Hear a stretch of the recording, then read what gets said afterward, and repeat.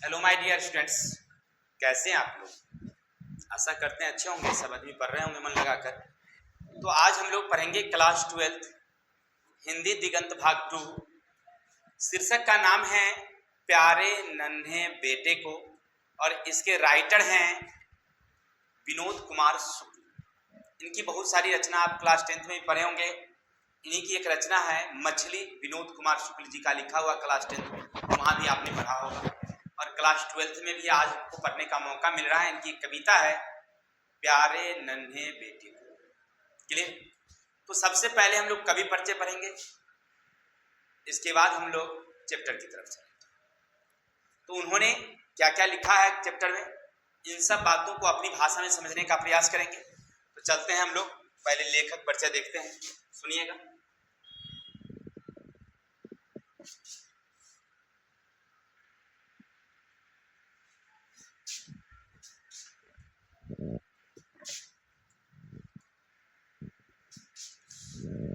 देखिए, शीर्षक का नाम है प्यारे नन्हे बेटे को, और इनका नाम है, राइटर जो पोएट हैं, विनोद कुमार शुक्ल जी। कौन है? विनोद कुमार शुक्ल। और इनका जन्म कब हुआ? याद रखिएगा, 1 जनवरी 1937। कितनी अच्छी तारीख है 1 जनवरी। हम लोगों के यहाँ न्यू वर्ष के नाम से जाना जाता है, और इसी न्यू ईयर में नया बच्चा घर में आया हो, कितनी खुशी की बात। समझिए, 1 जनवरी को जो खुशियों का दिन था, नए साल में नए लोगों का आगमन, तो 1937 में इनका जन्म। याद रखिए, बड़ा ही सुंदर समय है। जन्म स्थान राजनंदगांव, छत्तीसगढ़ में एक गांव है राजनंदगांव। इसी गांव में इनका जन्म हुआ था। निवास लेकिन रहते वहां नहीं थे, ये रहते थे रायपुर, छत्तीसगढ़।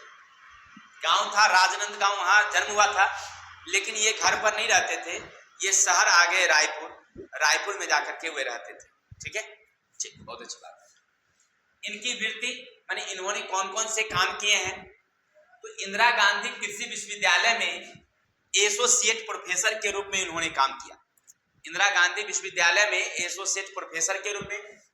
फिर बाद में निराला सृजन पीठ में जून 1994 से जून 1996 तक अतिथि साहित्यकार के रूप में काम किया। बस, सबसे पहले वो कहाँ रहे, तो याद रखिएगा, इंदिरा गांधी कृषि विश्वविद्यालय में एसोसिएट प्रोफेसर।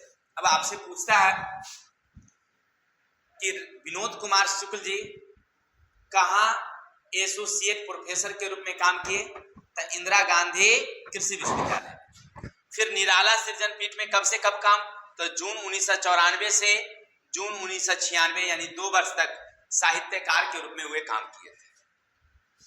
अब आगे चलते हैं।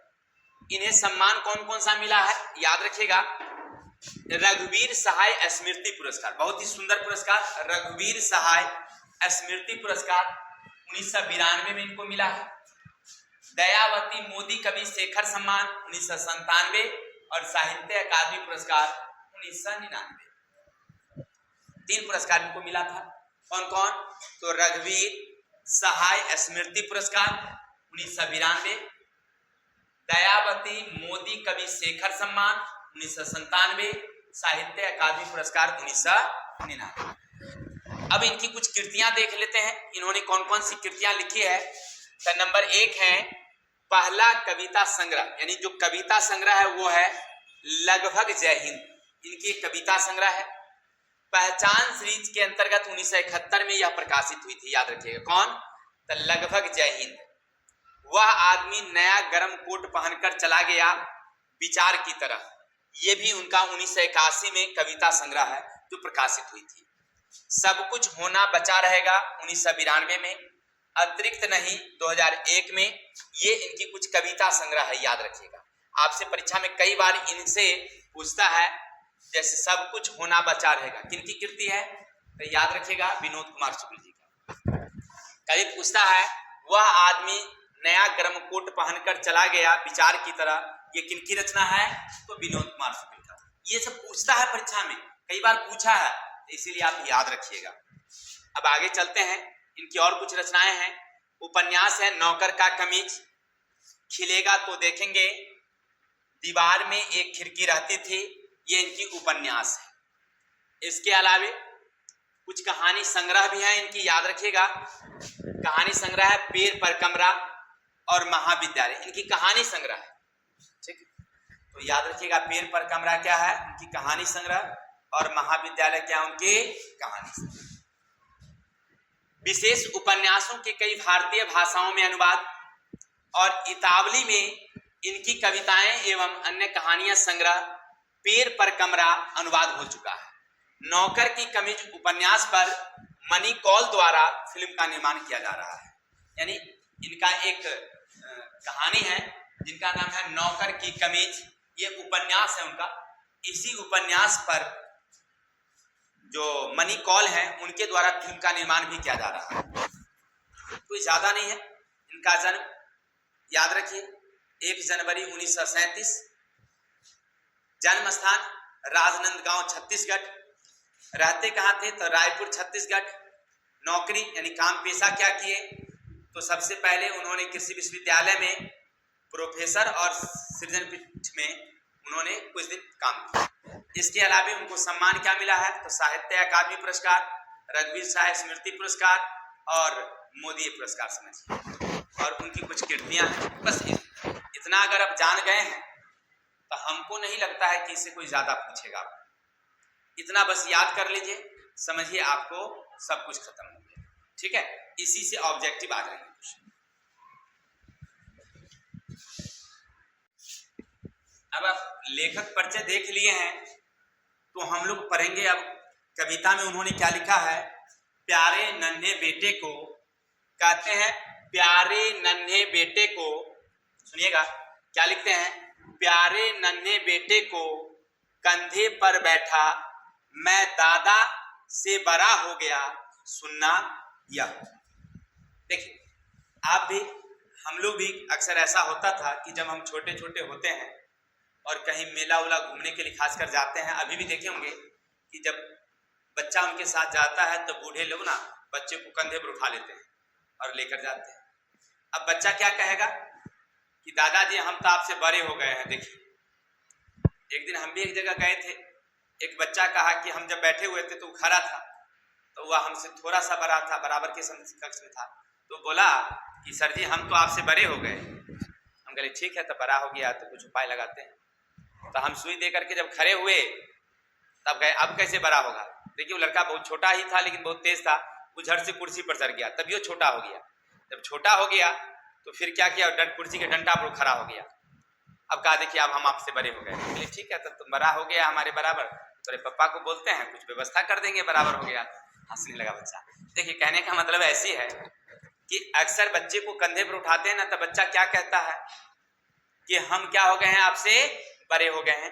तो लेखक साहब कहते हैं कि मैं प्यारे नन्हे बेटे को जब कंधे पर उठाता हूं तो दादा उठाते हैं या पिता उठाते हैं, तो अक्सर ये सुनने को मिलता है कि हम क्या हो गए हैं, पिता से बड़े हो गए हैं, दादा से बड़े हो गए हैं। और ये बहुत अच्छा लगता है, ये सुनना क्या लगता है, बहुत अच्छा लगता है, क्योंकि हम या कोई भी पिता ये चाहता है कि हमारा बेटा बड़ा हो, बड़ा होकर के हमने जो नहीं किया वो करे।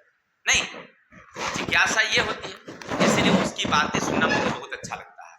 ठीक है, अब आगे क्या करते हैं सुनिएगा।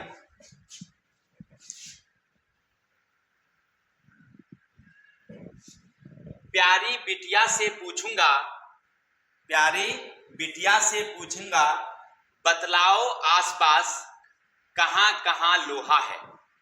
अब लेखक साहब कहते हैं कि मैं अपनी प्यारी बिटिया से यानी बेटी से पूछूंगा कि तुम्हारे आसपास लोहा कहां कहां। ये लेखक साहब कह रहे हैं कि मैं उनसे पूछूंगा कि आसपास में लोहा कहां कहां। तो अब को क्या कहते सुनिएगा। चिमटा करछुल सिगरी, चिमटा करछुल सिगरी, शमसी दरवाजे की सांकल, दरवाजे की सांकल, कब्जा दरवाजे में लगा, दरवाजे में धंसा हुआ, वह बोलेगी झटपट। यानी कहते हैं कि जब मैं अपने बिटिया से, कभी बार कहते हैं कि जब मैं अपनी बिटिया से पूछूंगा कि लोहा कहाँ कहाँ है तो वह झटपट बोलेगी कि चिमटा लोहा है, करछुल लोहा है, सिगरी लोहा है, शमसी लोहा है, दरवाजे में जो सांकल लगी है वो लोहा है, कब्जा वो लोहा है, दरवाजे में धंसा हुआ जो कब्जा है या कील है वो लोहा है, ये हमारी बिटिया बताएगी, तो झटपट बताएगी। इसका मतलब ये है कि वहां आसपास में जो उसको लोहा की चीजें दिखाई पड़ती है वो झटपट बता देती है। अब आगे कविवर क्या कहते हैं कि जब मैं उससे पूछूंगा तो क्या क्या और बताएगी। चलिए अब क्या कहते हैं सुनिएगा। रुक कर वह फिर याद करेगी, एक बार लोहे का लंबा लकड़ी के दो खंभों पर तना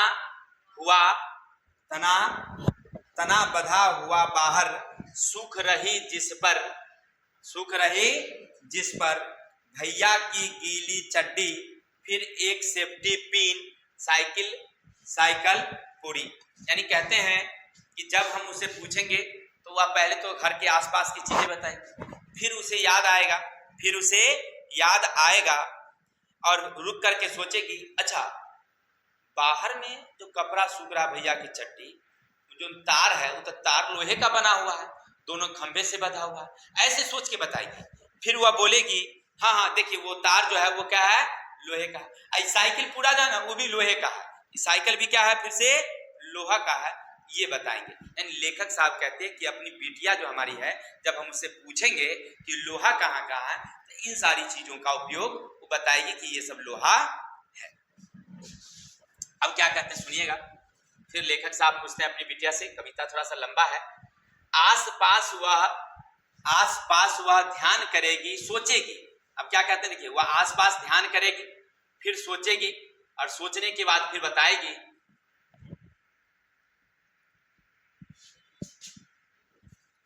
सुनिएगा, कहते हैं वह आसपास ध्यान करेगी, सोचेगी, दुबली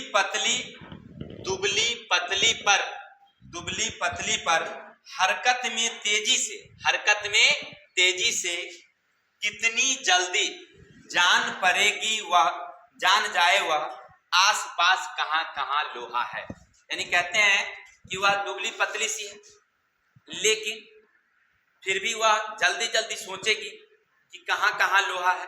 यानी वो अपना दिमाग का यूज जल्दी करेगी और बताएगी कि लोहा कहां है, और इन सारी चीजों में वह व्यस्त रहेगी, और जोन चीज से लोहा का दिखाई पड़ेगा वह जल्दी बतलाएगी।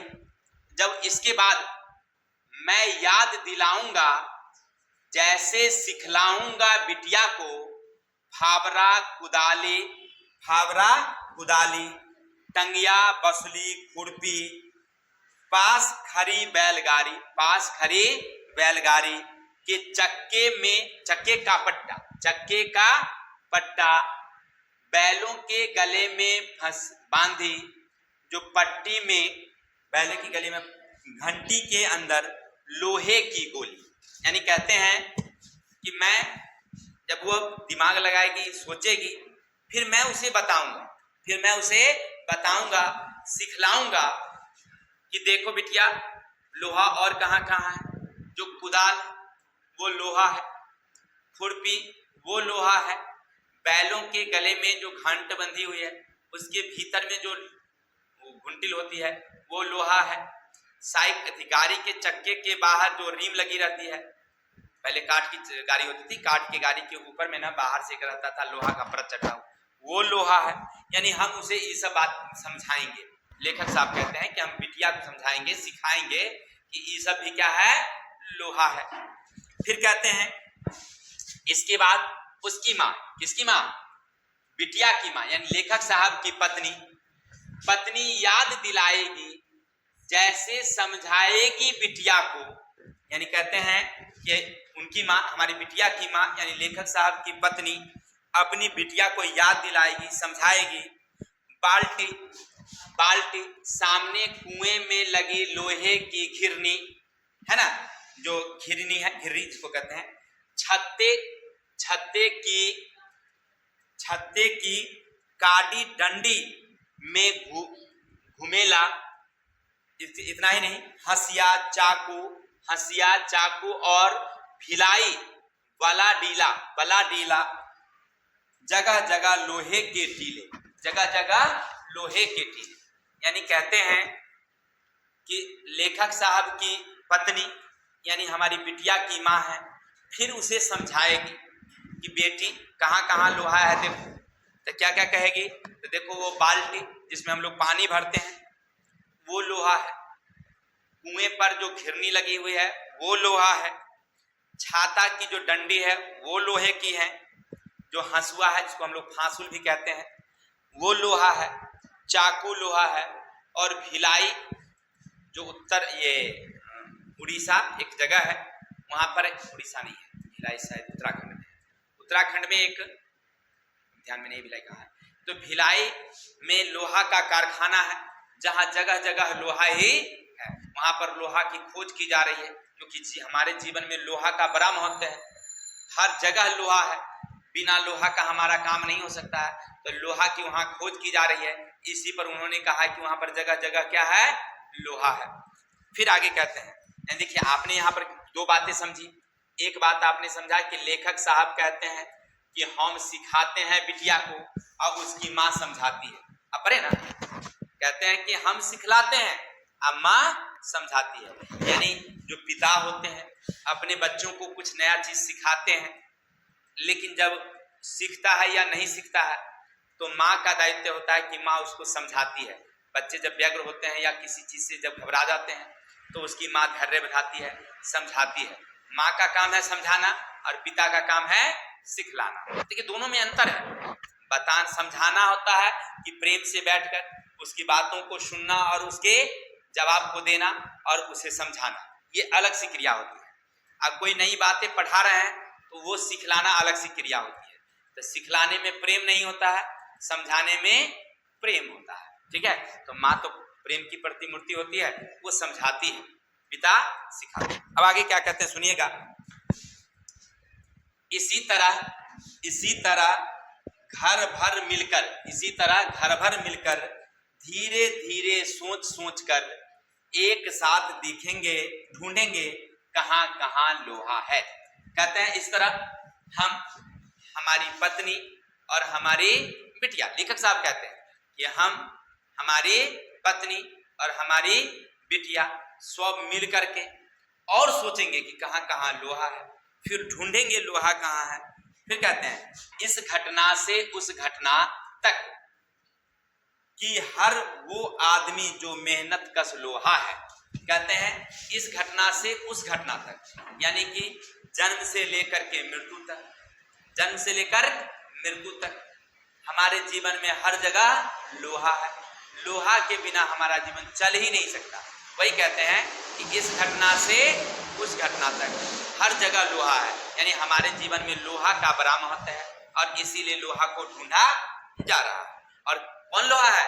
जो मेहनत कश लोग हैं, जो सुबह उठते हैं, अपने काम जो उनका है उसमें लग जाते हैं, काम को ध्यान पूर्वक करते हैं, ऐसे लोग लोहा है। कहते हैं कौन? हमारे तो विनोद कुमार सुर। मेहनत कश लोग क्या है? लोहा। यानी लोहा की तुलना किससे की गई है? मेहनत कश लोगों से, या मेहनत कश लोगों की तुलना लोहा से की गई है। अब आगे कहते हैं सुनिएगा,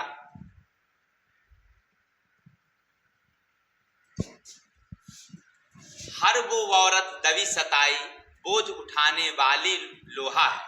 अब क्या कहते हैं? जो हर दबी सताई है, जो मतलब जिनको सताया जा रहा है, परिवार की सदस्य है लेकिन औरतों को सताया जा रहा है, बार बार उन्हें दबाया जा रहा है, लेकिन फिर भी वो औरत अपने परिवार कल्याण के लिए, परिवार की मदद के लिए हमेशा जब खड़ी रहती है तो उसको कहते हैं हम लोग कि ये क्या है? लोहा के समान है। वो क्या है? लोहा। परिवार की जो दबी सताई औरतें फिर भी परिवार के लिए अगर खड़ा रहे तो वो लोहा है, ठीक है। यानी कभी बार कहते हैं कि जो पुरुष काम को तमन्ना से, मतलब बड़ी ध्यान से करते हैं वो लोहा है, और परिवार में जो सताई हुई महिलाएं हैं जो अपने काम में डटी रहती है फिर भी परिवार के लोग उसे माने ना माने, वो लोहा है। अब आगे क्या कहते हैं सुनिएगा, जल्दी जल्दी मेरे कंधे से ऊंचा हो लड़का, लड़की का हो दुल्हा प्यारा, उस घटना तक कि हर वो आदमी जो मेहनत कश लोहा है, हर वो औरत दबी सताई बोझ उठाने वाली लोहा है। फिर आगे क्या कहते हैं सुनिएगा, कहते हैं कि जल्दी जल्दी मेरा बेटा बड़ा हो, यानी कहते हैं कि ये हर पिता की तमन्ना होती है कि हमारा बेटा बड़ा हो। अब जल्दी जल्दी का मतलब कि परसों जन्म छठी हुआ और आज शादी करने वाला हो जाए, ये नहीं। मैंने उनकी ये होती है तमन्ना कि अच्छा से पढ़े लिखे, अच्छा से उसकी लंबाई मोटाई सब कुछ बढ़े, फिर वो अच्छा से कोई रोजगार व्यवसाय करे, नौकरी हो उसको, नहीं खूब अच्छा कमावे, ये तमन्ना। बड़ा होने का मतलब है ये, ऐसा नहीं कि जल्दी जल्दी बड़ा हो इसका मतलब जल्दी से ना लम्हर हो जाए, लम्हर बस खत्म, ये नहीं। कमाए कुछ अच्छा से, मतलब पढ़े लिखे, खूब मान सम्मान उसका हो, शरीर स्वस्थ रहे, ये सब कामना हर पिता के अपने बच्चों के प्रति होती है। फिर कहते हैं लड़की का हो दुल्हा प्यारा, यानी कहते हैं कि हमारी बिटिया जब बड़ी हो, उसकी जब शादी हो, तो उसको जो दुल्हा हो वो कामकाजी हो, बड़ी प्यार से उसे रखे, ऐसा। यानी कहते हैं कि हमारी बेटी का जो पति होगा ना, उसे प्रेम से रखे, उसका मान सम्मान दे, इज्जत दे, ऐसा वो कह रहे हैं हमारे कविवर। यानी बेटे के लिए कहते हैं कि बेटा बड़ा हो, नौकरी करे, काम करे, और बिटिया के लिए कहते हैं कि उसकी शादी हो ऐसे घर में हो जहाँ पर उसे मान सम्मान मिले, जहाँ उसकी कदर हो ऐसे, और उसका जो मतलब परिवार हो उसका मान सम्मान दे। उस घटना तक फिर वो आदमी, यानी ये घटना हमारे जीवन में घटे और वो आदमी जो मेहनत कश है, जो मेहनत कश है, या जो औरतें दबी सताई जाती है और बोझ उठाने वाली, सब क्या है, लोहा है। चैप्टर आप समझ गए हो, इसको फिर अपनी भाषा में थोड़ा सा समझ लेते हैं।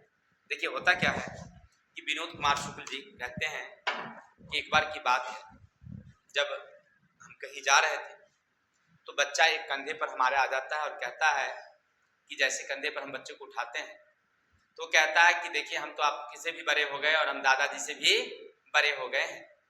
उन्हें बहुत प्यारा लगता है और कहते हैं कि हम जब अपनी बिटिया से, ये तो बेटा कहता है, लेकिन बिटिया से हम पूछते हैं कि बेटी बताओ लोहा कहाँ कहाँ है, तो वो अपने आसपास के चीज़ों को ही लोहा समझती है और उसको बतलाती है। तो लेखक साहब उसे समझा सिखाते हैं कि इसके अलावे भी लोहा है। कौन कौन, जो कुदाल है, जो खुरपी है, जो गाड़ी के चक्के के ऊपर जो लोहे की रीम है, वो सब क्या है, लोहा है। अर्थात देखिए यहाँ लड़की जो लोहा बतलाती है वो दैनिक उपयोगी चीज है, दैनिक उपयोगी चीज है। पिता जो लोहा बतलाते हैं वो हमारी देश की भलाई, काम के सहयोगी लोहा है, जो हमारे औजार समझिए वो लोहा है। लेकिन जब माँ उसे समझाती है कि और सी लोहा है, बाल्टी लोहा है, हंसिया लोहा है, नहीं, तो वहां पर वो बतलाती है जो पारिवारिक चीज होती है, परिवार में जो यूज होता है खाना बनाने में लोहा, यानी पारिवारिक बतलाती है। देखिए तीनों का तीन अर्थ है, एक जो दैनिक उपयोगी लोहा है, एक जो देश की भलाई, कृषि या रोजगार में काम आने वाली लोहा है, और दूसरा लोहा जो है, कौन लोहा है हमारा, जो परिवार में यानी कि जो खाना बनाने में लोहा का प्रयोग होता है वो लोहा है। अर्थात लोहा तीन तरह से बताया गया है। फिर इन लोहा से लोगों की तुलना की गई है कि जो मेहनत कश व्यक्ति हैं वो लोहा है, या दबी सताई औरत जिसका परिवार में कोई मान सम्मान न हो लेकिन परिवार के लिए वो खड़ी रहती है, तो वो लोहा है। क्लियर? आशा करते हैं आपको चैप्टर समझ में आया होगा। बड़ी सुंदर कहानी थी, कविता थी, हमने आपको अच्छी तरह से समझाने का प्रयास किया और आशा करते हैं आपको समझ में आया भी होगा। अगर हमारी वीडियो आपको अच्छी लगी तो लाइक करिए, कमेंट, बाकी तो आप समझ ही रहे हैं। विदा दीजिए, कल मिलते हैं नेक्स्ट वीडियो के साथ, तब तक के लिए जय हिंद, जय भारत।